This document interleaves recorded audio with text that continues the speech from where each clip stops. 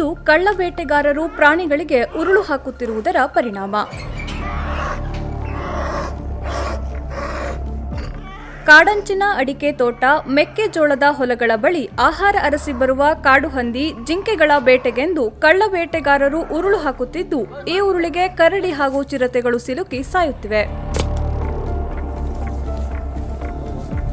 ಕಳೆದ 7 ತಿಂಗಳಲ್ಲಿ ಶಿವಮೊಗ್ಗ ಜಿಲ್ಲೆಯ ಭದ್ರಾವತಿ ವನ್ಯಜೀವಿ ವಿಭಾಗದ ಭದ್ರಾವತಿ, ಚನ್ನಗಿರಿ ತಾಲೂಕಿನ ಶಾಂತಿಸಾಗರ ವಲಯದ ಶಾಂತಿಸಾಗರ, ಜೋಳದಾಳು ವಲಯದ ಮಾವಿನಕಟ್ಟೆ, ಮಾದೇನಹಳ್ಳಿ, ಶಿವಮೊಗ್ಗ ವನ್ಯಜೀವಿ ವಿಭಾಗದ ಕುಂಚೇನಹಳ್ಳಿ ಸೇರಿ 11 ಕಡೆ ಕರಡಿಗಳು ಉರುಳಿಗೆ ಸಿಲುಕಿವೆ. ಅದರಲ್ಲಿ 3 ಕರಡಿ ಹಾಗೂ 2 ಚಿರತೆ ಸಾವನ್ನಪ್ಪಿವೆ. 1 ಕರಡಿ ಕಾಲು ಕಳೆದುಕೊಂಡಿದೆ. ಇದು ವನ್ಯಜೀವಿ ಆಸಕ್ತರ ಆತಂಕಕ್ಕೂ ಕಾರಣವಾಗಿದೆ. ಶಿವಮೊಗ್ಗ ತಾಲೂಕಿನ ಕುಂಚೇನಹಳ್ಳಿ ಬಳಿ ಉರುಳಿಗೆ ಸಿಲುಕಿದ್ದ ಕರಡಿಯನ್ನು ಬಿಡಿಸಿ ತಂದಾಗ ಅದರ ಕಾಲು ಕೊಳೆತು ಸೋಂಕು ದೇಹಕ್ಕೂ ಹರಡಿ ಸಾವನ್ನಪ್ಪಿದೆ. ಚನ್ನಗಿರಿ ತಾಲೂಕಿನ ಶಾಂತಿಸಾಗರದ ಬಳಿ ರಕ್ಷಿಸಿ ತಂದಿದ್ದ ಕರಡಿಯ ಕಾಲು ಕೊಳೆತು ಉದುರಿ ಹೋಗಿದೆ.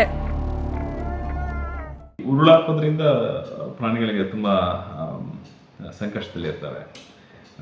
ಈ ಪೋರ್ಷನ್ಗೆ ಏನಾದರೂ ಬಿದ್ದರೆ ರೆಸ್ಪಿರೇಟರಿ ಸ್ಟ್ಯಾಂಗ್ಯುಲೇಷನ್ ಆಗಿ ಸಡನ್ ಡೆತ್ ಅಲ್ಲೇ ಇಮಿಡಿಯೇಟ್ ಆಗಿ ಡೆತ್ ಆಗುತ್ತೆ. ಕೆಲವು ಈ ಚಿರತೆ ಅಂತವೇನು ಮಾಡ್ತವೆ, ಸ್ವಲ್ಪ ತೂರ್ಕೊಂಡು ಸೊಂಟದ ಹತ್ರ ಬೀಳ್ತವೆ.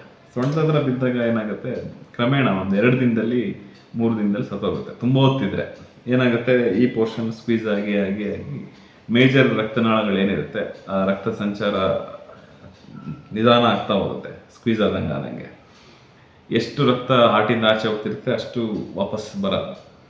ಸೊ ಏನಾಗುತ್ತೆ, ಅವಾಗ ಡಿಕಂಪೋಸಿಟರಿ ಹಾರ್ಟ್ ಫೇಲ್ಯೂರ್ ಅಂತ ಆಗಿ ತೀರೋಗುತ್ತೆ. ನಾವು ಸುಮಾರು ರೆಸ್ಕ್ಯೂ ಮಾಡಿದ್ದೀವಿ. ಅದು ಈ ಪೋರ್ಷನಲ್ಲಿ ಬಿದ್ದಿರೋದು, ಉಳಿದಿರೋದು ತುಂಬ ಕಡಿಮೆ. ಏನು ಸೊಂಟ ಮೆದು ಭಾಗ ಇರುತ್ತೆ, ಇಲ್ಲಿ ಬಿದ್ದರೆ ಸ್ವಲ್ಪ ತಡ್ಕೊಳ್ಳುತ್ತೆ, ಎದೆ ಎಲುಬು ಇರ್ತದಲ್ಲ, ಸ್ವಲ್ಪ ಸ್ಕ್ವೀಸ್ ಆಗಲ್ಲ. ಸೊ ಅವಾಗ ತಕ್ಷಣ ರೆಸ್ಕ್ಯೂ ಮಾಡಿ ಉಳಿಸ್ಬೋದು. ಆಮೇಲೆ ಇದು ಕೂಡ ಈ ಕೆಲವೊಂದು ಕರಡಿ ಮರಿಗಳೆಲ್ಲ ಕಾಲಿಗೆ ಬಿದ್ದಿರ್ತದೆ ಉರುಳು. ಈ ಕಾಲಿಗೆ ಬಿದ್ದಾಗ ಏನಾಗುತ್ತೆ, ಅದು ಕೂಡ ಸಮಸ್ಯೆನೇ. ತುಂಬ ಹೊತ್ತು ರಕ್ತ ಸಂಚಾರ ಆಗಲ್ಲ, ಅವಾಗ ಏನಾಗುತ್ತೆ, ಈ ಪೋರ್ಷನ್ ಕೊಳ್ತೋಗ್ಬಿಡುತ್ತೆ, ಸತ್ತೋಗ್ಬಿಡುತ್ತೆ ಈ ಭಾಗ. ಕೆಲವೊಮ್ಮೆ ಅರಣ್ಯ ಸಿಬ್ಬಂದಿ ಸ್ಥಳಕ್ಕೆ ಹೋಗುವ ಮುನ್ನವೇ ಜಮೀನಿನ ಮಾಲೀಕರು ಜೆಸಿಬಿ ಯಂತ್ರ ತರಿಸಿ ಉರುಳು ಬಿಡಿಸಿ ಕಾಡಿಗೆ ಓಡಿಸುತ್ತಾರೆ. ಆಗ ಉರುಳಿನ ಒಂದಷ್ಟು ಭಾಗ ಕರಡಿಯ ದೇಹದಲ್ಲಿಯೇ ಉಳಿಯುತ್ತದೆ. ಅದು ಕರಡಿ ಜೀವಕ್ಕೆ ಕುತ್ತು ತರುವುದಲ್ಲದೆ ಅದರ ದೈನಂದಿನ ಸಹಜ ಬದುಕಿಗೂ ಧಕ್ಕೆ ತರುತ್ತದೆ. ಉರುಳಿಗೆ ಕಾಡು ಹಂದಿ, ಜಿಂಕೆ ಸಿಲುಕಿದರೆ ಸದ್ದಿಲ್ಲದೆ ಬೇಟೆಗಾರರ ಪಾಲಾಗುತ್ತವೆ. ಆದರೆ ಕರಡಿಗಳು ಬಿದ್ದರೆ ರಕ್ಷಣೆಗೆ ಅರಣ್ಯ ಇಲಾಖೆ ಸಿಬ್ಬಂದಿಯೇ ಬರಬೇಕಿದೆ. ಅಟ್ಲೀಸ್ಟ್ ಅದು ಬಿದ್ದ ತಕ್ಷಣ ಯಾರು ಹಾಕಿರ್ತಾರೆ ಅವರೇ ಆದ್ರೂ ತಕ್ಷಣ ಗಮನಕ್ಕೆ ತಂದರೆ ಅದ್ರ ಜೀವ ಉಳಿಸಿ ತಕ್ಷಣ ರಿಲೀಸ್ ಮಾಡ್ಬೋದು. ವಿತಿನ್ 1-2 ಗಂಟೆಯಲ್ಲಿ ನಾವು ಸುಮಾರು ಬಿಡಿಸಿದ್ದೀವಿ ಕರಡಿ ಎಲ್ಲ. ತಕ್ಷಣ ಆಗಿದ್ದ ತಕ್ಷಣ ರಾತ್ರಿ ಬಿಡಿಸಿದಾಗ ಅದು ಬದುಕಿದ್ದಾವೆ.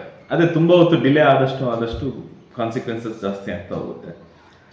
ಜೀವಕ್ಕೂ ಅಪಾಯ ಬರೋ ಚಾನ್ಸಸ್ ಇರುತ್ತೆ, ಅಥವಾ ಒಂದು ಅಂಗಾಂಗನೇ ಕಳ್ಕೋಬೋದು. ಕರಡಿ, ಈಗ ಚಿರತೆ ಕುಂಟಾಗಿ ಪರ್ಮನೆಂಟ್ ಆಗಿ ರೆಸ್ಕ್ಯೂ ಸೆಂಟರ್ ಇರ್ತಕ್ಕಂಥದ್ದು, ಅದ್ರ ಸ್ವಾತಂತ್ರ್ಯ ಎಲ್ಲ ಕಳ್ಕೊಂತಾರೆ.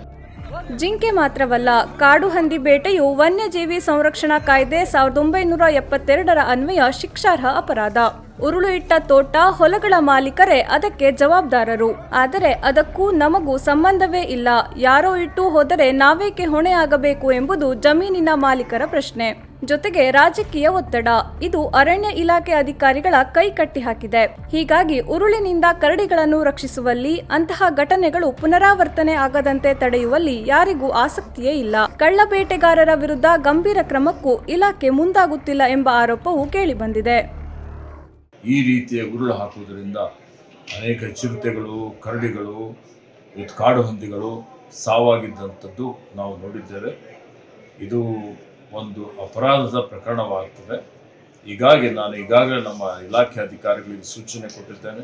ಅದು ರಾಜ್ಯದಲ್ಲಿ ಎಲ್ಲೇ ಆಗಲಿ ಅಥವಾ ವಿಶೇಷವಾಗಿ ಶಿವಮೊಗ್ಗ ವನ್ಯಜೀವಿ ವೃತ್ತದಲ್ಲಿ ಇದು ಭಾಳ ನಡೀತಾ ಇದೆ ಅನ್ನುವಂಥದ್ದು ನಮ್ಮ ಗಮನಕ್ಕೆ ಬಂದಿದೆ. ಅದು ಯಾರೇ ಮಾಡಿರಲಿ ಅವ್ರ ಮೇಲೆ ಇವತ್ತು ಕಠಿಣವಾದಂಥ ಕ್ರಮ ತೆಗೆದುಕೊಳ್ಬೇಕು, ಅವ್ರ ಮೇಲೆ ಮೊಕದ್ದಮೆ ದಾಖಲೆ ಮಾಡಬೇಕು, ಕಾನೂನು ರೀತಿಯ ಕ್ರಮ ಜರುಗಿಸಬೇಕು ಅಂತ ಹೇಳಿ ಸೂಚನೆ ಕೊಟ್ಟಿದ್ದೇನೆ.